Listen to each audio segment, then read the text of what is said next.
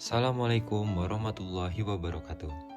Perkenalkan, nama saya Ayo Megantara, mahasiswa Fakultas Ekonomi dan Bisnis Prodi Manajemen dengan NIM 112-11408, tahun angkatan 2019.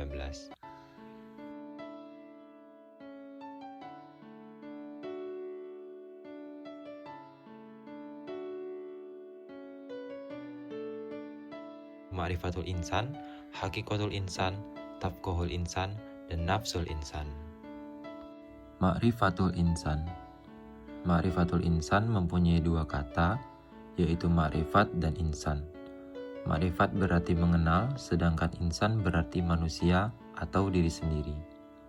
Jadi, ma'rifatul insan dapat diartikan mengenali diri sendiri. Secara istilah, ma'rifatul insan sendiri merupakan suatu proses mengenali dan memahami penciptaan manusia oleh Allah Subhanahu wa Ta'ala, yang mana manusia merupakan makhluk yang paling sempurna di antara makhluk ciptaan lainnya. Sehingga ketika seorang sudah mengenali dirinya sendiri, siapa diri kita, dari mana asalnya, dan untuk apa kita diciptakan, akan membuahkan hasil, yaitu ketaatan dalam menjalankan amanahnya sebagai manusia. Dan ini menjadi langkah awal untuk mengenal Sang Pencipta, Allah Subhanahu wa Ta'ala. Manusia adalah salah satu makhluk ciptaan Allah Subhanahu wa Ta'ala yang memiliki peranan penting dalam kehidupan di muka bumi. Manusia juga dipandang sebagai makhluk yang paling tinggi derajatnya dibandingkan makhluk Allah Subhanahu wa Ta'ala yang lainnya.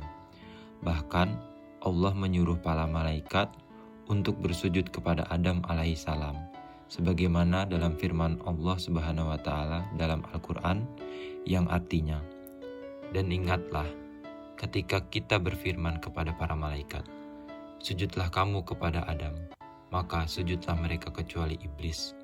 Ia enggan dan takabur, dan adalah ia termasuk golongan-golongan orang kafir." Quran Surat Al-Baqarah ayat 34. Dalam penciptaan makhluk hidup, termasuk manusia, beberapa ayat Al-Quran menyatakan pentingnya peranan tanah liat. Hal ini dikemukakan dalam beberapa firman Allah Subhanahu wa Ta'ala yang artinya, "Dialah yang menciptakan kamu dari tanah. Sesudah itu, ditentukannya ajal, kematianmu, dan ada lagi satu ajal yang ada pada sisinya, yang dia sendirilah yang mengetahuinya. Kemudian kamu masih ragu-ragu tentang kebuktian itu?" Surat Al-An'am ayat 2. Kemudian ayat selanjutnya yang artinya, "Dan ingatlah ketika Tuhanmu berfirman kepada malaikat, sesungguhnya aku akan menciptakan seseorang manusia dari tanah liat yang kering, yang berasal dari lumpur hitam yang diberi bentuk." Quran Surat Al-Hajr ayat 28. Kemudian Allah meniupkan ruh pada tanah liat yang dibentuk itu. Ruh merupakan zat yang tak terlihat, tetapi hakikatnya ruh itu terasa eksistensinya dalam jiwa manusia. Fungsi utama ruh untuk merasakan, meyakini, menghendaki, dan memutuskan. Rasulullah SAW mengatakan bahwa di dalam jasad ada segumpal daging. Bila daging itu baik, maka baiklah seluruh jasadnya. Namun, bila daging itu rusak, maka rusaklah seluruh jasadnya. Segumpal daging itu adalah hati manusia. Selain tercipta dari unsur tanah atau at-torab, manusia juga tercipta dari unsur ruh, ar-ruh. Dalam hal ini, Allah Subhanahu wa Ta'ala berfirman yang artinya, "Kemudian dia menyempurnakan dan meniupkan ke dalamnya ruh ciptaannya, dan dia menjadikan bagi kamu pendengar, penglihat, dan hati, tetapi kamu sedikit sekali bersyukur." Quran Surat As-Sajdah ayat 32. Dalam penciptaannya, Allah pun memberi 3 unsur utama dalam penciptaan manusia, sebagai pembeda dari makhluk ciptaan Allah yang lainnya. Yang pertama, qalbu. Berbicara tentang qalb atau hati, yang dimaksud bukan hati fisik. Ia abstrak, termasuk unsur rohani, yang merasa haru, bahagia, suka, duka, pedih, dan emosi lainnya. Hati yang berbolak-balik di antara berbagai perasaan itu karena tidak berada di suatu keadaan. Itulah kemudian ia dinamakan al-qalb. Berdasarkan terminologi bahasa, qalb berasal dari qalaba yang berarti berbolak-balik.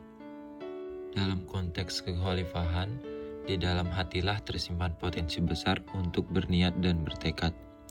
Di dalam al-qalb inilah terletak al-azmu atau tekad, keputusan, niat dan rencana bersumber dari keyakinan. Disinilah letak takwa itu, sebagaimana disabdakan oleh Rasulullah SAW, yang artinya, janganlah kalian saling hasad, saling berbuat najasi atau menawar barang dagang lebih tinggi untuk mengecoh pembeli lain, saling membenci, saling membelakangi, dan janganlah salah seorang di antara kalian menjual barang di atas jual beli oleh orang lain. Dan jadilah hamba-hamba Allah yang bersaudara. Seorang muslim adalah saudara bagi muslim yang lain. Ia tidak boleh menzoliminya, menelantarkannya, atau tidak peduli padanya, berdusta kepadanya, meremehkannya. Takwa tempatnya di sini. Beliau menunjukkan ke dadanya sampai 3 kali. Cukuplah seorang itu dikatakan telah berbuat kejelekan manakala merendahkan saudaranya sesama muslim. Setiap muslim atas nama muslim yang lain itu haram darahnya, hartanya, dan kehormatannya. Hadis riwayat Imam Muslim. Keistimewaan yang Allah berikan yang menjadi pembeda manusia dengan ciptaan Allah yang lainnya adalah akal. Di dalam ruh manusia bersemayam pula atau al-aqlu. Disebutkan pula bahwa tempat al-aqlu ini adalah di dalam al-qalb atau hati, sebagaimana al-azmu. Hal ini berdasarkan firman Allah Subhanahu wa Ta'ala yang artinya, maka apakah mereka tidak berjalan di muka bumi, lalu mereka mempunyai hati yang dengan ini mereka dapat berakal dengannya. Quran Surah Al-Hajj ayat 22. Akal termasuk karunia Allah yang terbesar bagi manusia, karena dengan akal inilah kemudian ia menjadi makhluk yang paling istimewa. Dengan akal ini, manusia dapat memahami berbagai hal yang Allah ajarkan kepadanya. Kemudian keistimewaan yang lainnya adalah jasad yang sempurna. Jasad sangat mudah dikenali karena ia dapat kita lihat dan kita raba. Karena itu, tidak ada perbedaan tentang hakikat jasad ini. Yang terpenting bagi manusia adalah menggunakannya sebagai pelaksana, sebagai apa yang telah ditekadkan oleh hati dan direncanakan oleh akal. Tanpa jasad, tekad dan pengetahuan hanya akan menjadi impian dan teori yang kosong. Hati, akal, dan jasad adalah anugerah Allah yang harus digunakan untuk menjalankan amanah, yang langit, bumi, dan gunung tak sanggup untuk mengembannya. Amanah ini tidak lain adalah ibadah dan kholafah. Yang menjadi perhatian kita adalah bagaimana manusia memenuhi amanah itu. Hakikatul insan. Manusia harus bisa memahami hakikat dari diri dan kehidupannya sebagai manusia. Hal ini penting agar manusia itu dapat bertindak adil terhadap diri maupun orang lain, dan juga makhluk-makhluk lainnya. Hakikat manusia yang harus dipahami antara lain, yang pertama adalah sebagai makhluk, yang kedua adalah sebagai yang dimuliakan, yang ketiga sebagai mukallaf, yang keempat hakikat manusia adalah bebas memilih, dan yang terakhir hakikat manusia adalah mendapat balasan. Manusia sebagai makhluk yang bebas memilih pastilah memiliki konsekuensi terhadap apa yang ia pilih. Dengan semua kebaikan Allah, maka sudah sepantasnya manusia memulai menyempurnakan ibadahnya. Salah satu caranya menyempurnakan ibadah adalah dengan mengetahui syarat ibadah yang baik. Syarat ibadah yang baik ada 2 hal, yaitu niat karena Allah dan tidak melanggar syariatnya. Tahatul insan. Menurut pandangan Islam, potensi manusia adalah satu anugerah yang Allah berikan. Karena Allah menciptakan manusia dalam bentuk yang sangat sempurna dengan kemampuan. Maka dari itulah Allah membekali manusia dengan segenap potensi yang ada dalam dirinya. Potensi itu meliputi potensi jasmani, fisik, rohani, spiritual, dan akal mind. Ketiga potensi ini akan memberikan kemampuan kepada manusia untuk menentukan dan memilih jalan hidupnya sendiri.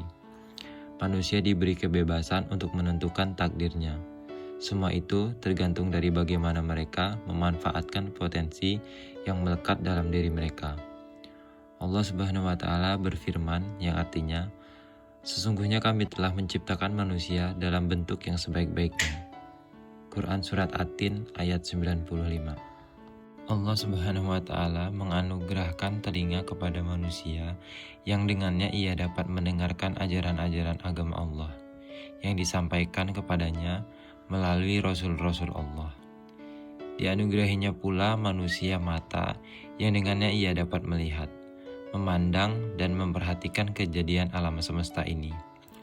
Diberinya manusia hati, akal, dan pikiran untuk memikirkan, merenungkan, menimbangkan, dan membedakan mana yang baik bagimu dan mana yang tidak baik, mana yang bermanfaat dan mana pula yang tidak bermanfaat bagimu. Nafsul insan. Sebagai seorang manusia, kita sudah sepantasnya memahami apa itu arti nafsu atau jiwa. Di dalam diri kita itu terdapat nafsu, yang mana nafsu tersebut tergolong ke dalam 3 nafsu, yaitu nafsu mutmainah, nafsu lawamah, dan nafsu amarah. Dengan adanya nafsu tersebut, seorang manusia bisa menjadi mulia dan hina, tergantung bagaimana cara dia mengendalikan nafsunya. Dari beberapa definisi yang sudah disampaikan, dapat disimpulkan bahwa nafs atau jiwa dalam pandangan Islam adalah diri manusia itu sendiri, nyawa atau ruh, yang menyebabkan adanya kehidupan. Sifat yang mendorong manusia untuk melakukan sesuatu perbuatan dan perasaan pada diri manusia. Allah Subhanahu wa Ta'ala berfirman yang artinya, "Demi jiwa serta penyempurna ciptaannya, maka Dia, Allah, mengilhamkan kepadanya jalan, kejahatan, dan ketakwaan. Sungguh beruntung orang yang menyucikannya, jiwa itu, dan sungguh rugi orang yang mengotorinya." Quran Surat Asy-Syam ayat 91. Allah Subhanahu wa Ta'ala telah melakukan penyempurnaan penciptaan jiwa manusia. Diilhamkan kepadanya jalan kefasikan dan jalan ketakwaan. Sangat beruntunglah orang-orang yang dapat menyucikan jiwanya dan memupuknya sehingga dapat mencapai kesempurnaan. Akal dan perbuatan yang membuahkan kebaikan untuk dirinya dan orang lain. Dan sebaliknya, orang yang tidak beruntung ialah orang yang merugikan dan menjatuhkan dirinya ke dalam lubang jurang kebinasaan, disebabkan melakukan perbuatan maksiat dan menjauhkan amal kebaikan dan akan mendapatkan siksaan di akhirat nanti. Satu hal yang wajib kita imani bahwa Allah Subhanahu wa Ta'ala tidaklah melakukan suatu perbuatan yang sia-sia atau sekedar main-main saja tanpa maksud dan tujuan tertentu. Akan tetapi perbuatan Allah Subhanahu wa Ta'ala itu dilandasi oleh hikmah yang bisa jadi kita ketahui atau tidak kita ketahui. Demikian pula dalam penciptaan manusia juga memiliki hikmah. Allah Subhanahu wa Ta'ala memiliki hikmah tertentu dalam penciptaan manusia. Sebagian manusia bisa merealisasikan hikmah penciptaan tersebut dan sebagian lagi tidak bisa merealisasikannya, baik karena kebodohannya dan karena kedurhakaannya. Demikian pemaparan yang dapat saya sampaikan. Mohon maaf atas segala kekurangan yang masih saya miliki, karena sesungguhnya kesempurnaan hanya milik Allah Subhanahu wa Ta'ala. Terima kasih. Wassalamualaikum warahmatullahi wabarakatuh.